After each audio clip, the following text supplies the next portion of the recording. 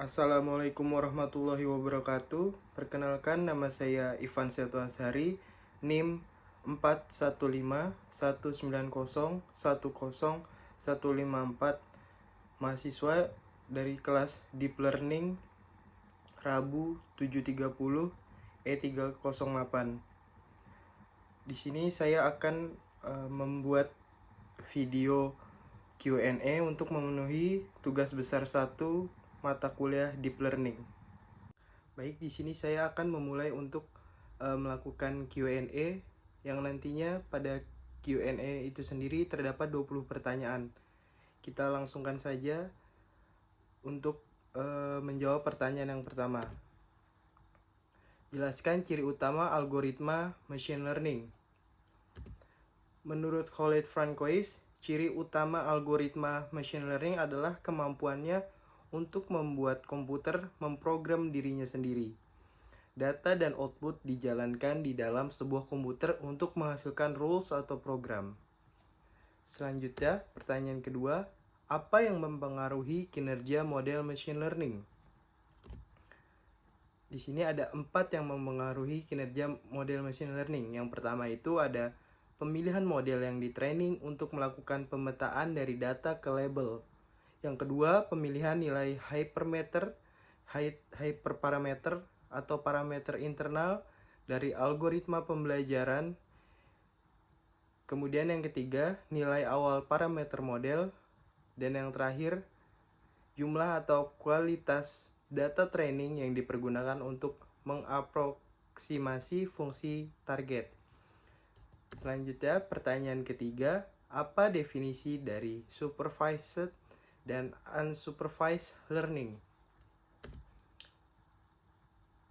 Supervised learning merupakan metode pembelajaran yang bertujuan untuk memprediksi variabel target dari sebuah data baru berdasarkan model yang telah ditraining menggunakan himpunan data berlabel. Sedangkan unsupervised learning merupakan metode pembelajaran yang menggunakan sejumlah contoh data tanpa label. Unsupervised digunakan pada data yang tidak mempunyai informasi yang dapat diterapkan secara langsung atau tidak terarah. Kemudian, pertanyaan keempat, jelaskan secara singkat mengenai reinforcement learning. Reinforcement learning itu sendiri adalah metode pembelajaran yang didasarkan pada pemberian penghargaan terhadap keputusan yang diinginkan atau pemberian penalti terhadap keputusan yang tidak diinginkan. Dengan reinforcement learning, algoritma akan mampu menemukan aksi atau perlakuan yang menghasilkan output dari hasil uji coba berulang kali atau trial and error. Kemudian pertanyaan kelima, apa definisi dari deep learning? Deep learning adalah salah satu metode implementasi machine learning yang bertujuan meniru cara kerja otak manusia menggunakan artificial neural network atau jaringan nalar buatan.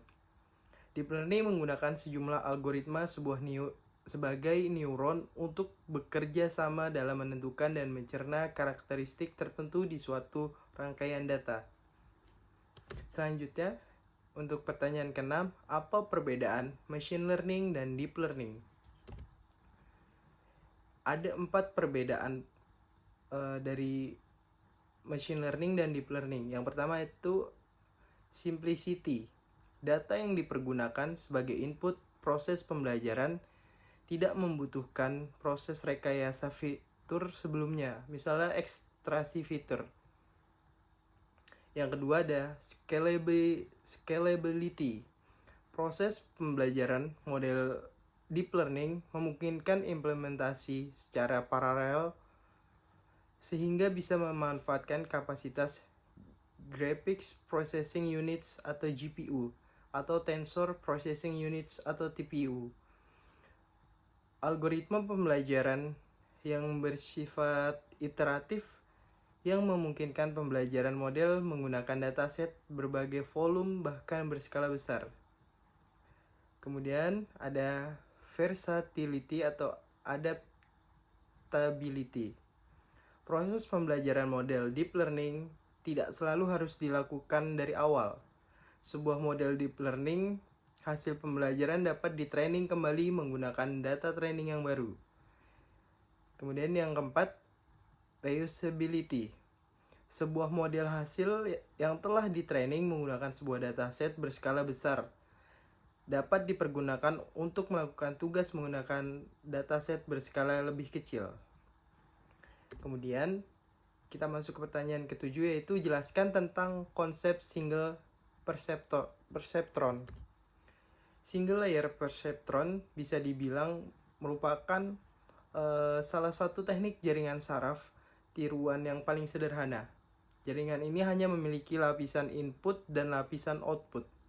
Jaringan ini termasuk supervised learning, artinya metode pembelajarannya dilakukan melalui contoh-contoh.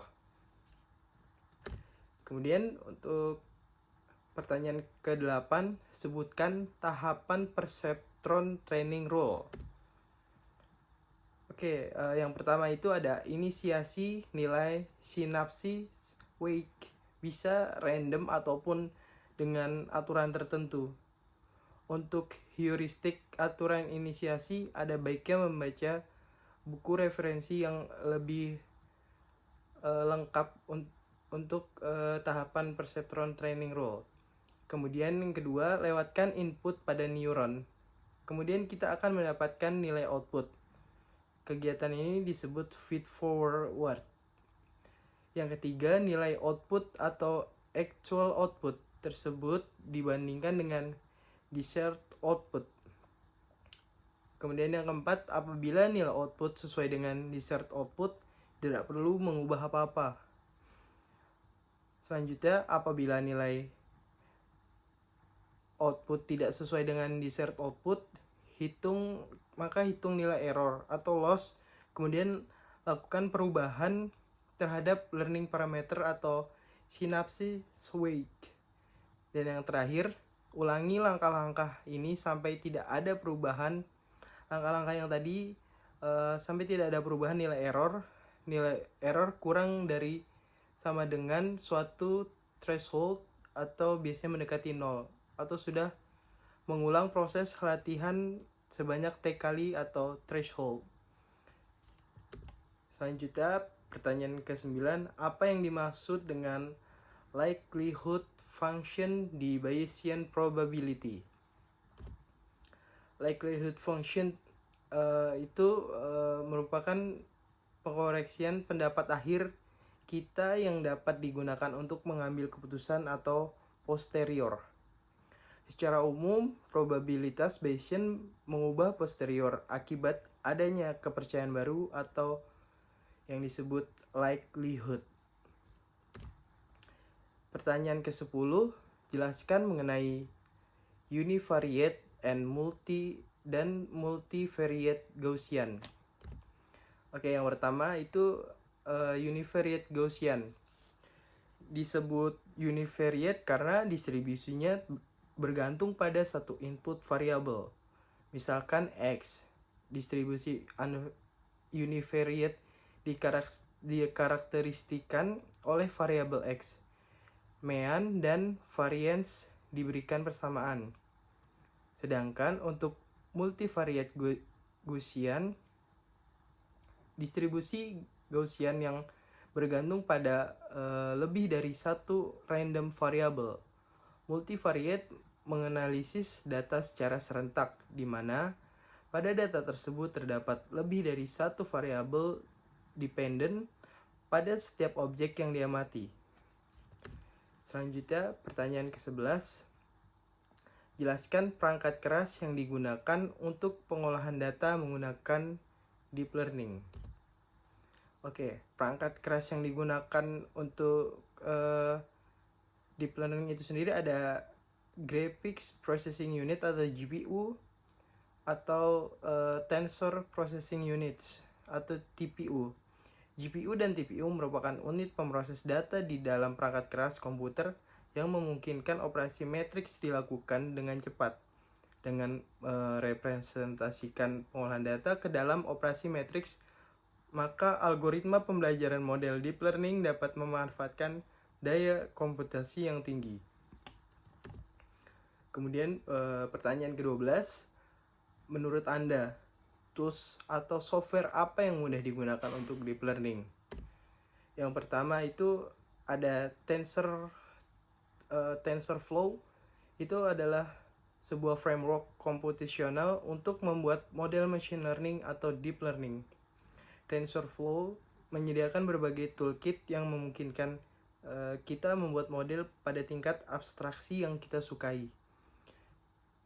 Yang kedua itu ada Pandas. Pandas merupakan library Python yang berguna untuk data manipulation dan analisis. Kemudian Pandas ini juga menawarkan data struktur dan operator untuk manipulasi table, numerik, dan data time series. Kemudian pertanyaan ke-13, sebutkan contoh dataset yang dapat diolah dengan deep learning. Di sini ada 3. Yang pertama itu ada iris dataset. Nah, dataset iris ini merupakan dataset multivariate. Dataset ini terdapat ada 3 spesies iris, yaitu iris setosa, iris virginisia, dan iris versicolor, dan tiap spesiesnya memiliki 50 sampel. Yang kedua itu ada Twitter Sentiment Analysis Dataset. Sentiment Analysis merupakan salah satu aplikasi populer dalam Natural Language Processing atau NLP dan untuk membangun model analisis sentimen. Dan yang terakhir ada YouTube Dataset. Dataset video YouTube didasarkan pada video yang ada di YouTube. Selanjutnya ada pertanyaan ke-14. Apa yang dimaksud dengan activation function? Activation function sendiri itu merupakan operasi matriks yang dikenakan pada sinyal output Y. Activation function adalah sebuah titik yang ditambahkan di akhir output dari setiap jaringan syaraf. Activation function juga dikenal sebagai transfer function yang digunakan untuk menentukan output neural network. Selanjutnya nomor 15. Apakah yang dimaksud dengan fungsi objektif? Fungsi objektif di sini merupakan fungsi linear dan batasan-batasan pertidaksamaan linear yang memiliki himpunan penyelesaian. Himpunan penyelesaian yang ada merupakan titik-titik dalam diagram Cartesius yang jika koordinatnya disubstitusikan ke dalam fungsi linear dapat memenuhi persyaratan yang ditentukan. Selanjutnya pertanyaan ke-15, sebutkan formula yang digunakan untuk validasi model deep learning. Di sini ada 2. Yang pertama itu ada split validation. Split validation itu sendiri adalah melakukan validasi sederhana dengan membagi dataset secara acak menjadi 2 data terpisah, data latih dan data uji. Yang kedua itu ada cross validation. Cross validation melakukan validasi berulang di mana dataset dibagi menjadi banyak atau subset atau himpunan data latih dan validasi. Setiap iterasi memvalidasi atau menguji satu subset data dengan subset yang tersisa dengan sebagai data latih. Pada cross validation, subset data adalah jumlah iterasinya. Selanjutnya pertanyaan ke-17. Apakah tujuan dari pembelajaran atau training pada pemrosesan data? Tujuan dari training itu sendiri adalah untuk melatih pembuatan prediksi atau menjalankan fungsi dari sebuah algoritma. Kita memberikan petunjuk melalui algoritma agar mesin yang kita latih bisa mencari korelasinya sendiri atau belajar pola dari data yang diberikan. Selanjutnya, pertanyaan ke-18. Apa yang dimaksud dengan steps gradient descent? Steps descent Descent gradient adalah metode gradient sederhana untuk pengoptimuman. Metode ini memiliki kekonvergenan yang lambat dalam menuju ke solusi optimum. Hal ini terjadi karena langkahnya yang zigzag.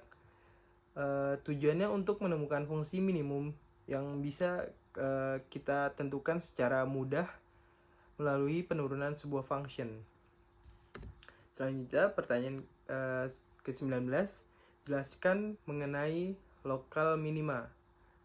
Lokal minima adalah nilai minimum Y dalam domain tertentu atau minimum dari semua minimum dalam domain tertentu. Dan pertanyaan 20, pertanyaan yang terakhir, apa yang dimaksud dengan gradient? Definisi dari gradient adalah nilai kemiringan atau kecondongan suatu garis yang membandingkan antara komponen Y atau ordinat dengan komponen X atau absis. Gradient akan menentukan seberapa jauh kemiringan yang terjadi pada suatu garis dalam koordinat kartesius. Kemiringan atau gradient bisa miring ke kanan, ke kiri, curam, ataupun landai. Nilai gradient tergantung dari nilai komponen X dan komponen Y-nya. Oke, baik, itu adalah video Q&A dari mata kuliah Deep Learning untuk memenuhi tugas besar 1. Mohon maaf bila ada kekurangannya dalam jawaban dari 20 pertanyaan yang tadi sudah dibacakan. Semoga bermanfaat untuk orang lain dan masyarakat luas. Kurang lebihnya mohon maaf. Assalamualaikum warahmatullahi wabarakatuh.